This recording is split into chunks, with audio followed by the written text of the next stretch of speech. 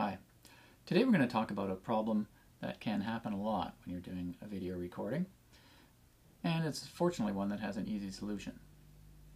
You probably know that if you're going to be recording someone, it's a good idea to advise the subject not to wear clothing that's got a tight pattern in it or repeating pattern of any kind, such as this shirt with its vertical stripes.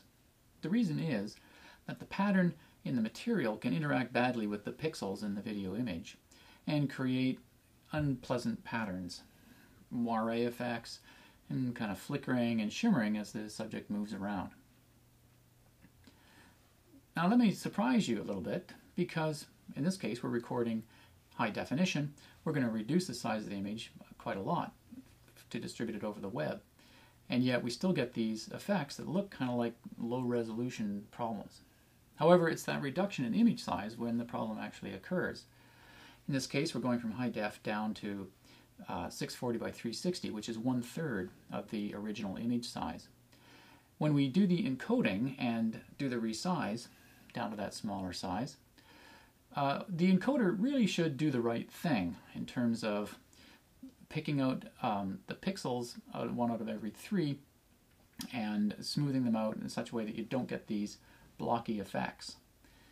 But unfortunately, most encoders don't seem to do that. They do something more like just throw out 2 pixels, keep 1, throw out 2, keep 1, and so on to get the image size down by a factor of 3. So what do? You blur the image a little bit before you do the size reduction.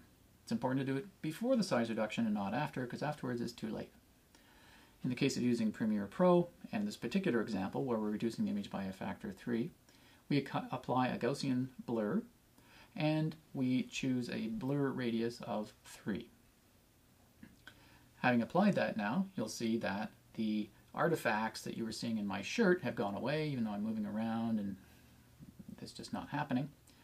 That's great, but you haven't lost detail in my face or in other aspects of the image because we've haven't blurred it any more than the amount of reduction that we're going to be applying anyway. So if you end up in a situation where you have these kind of effects, particularly in the case where we're reducing the image size, apply that Gaussian blur first. You'll be happy with the results that you get. And that's today's tip.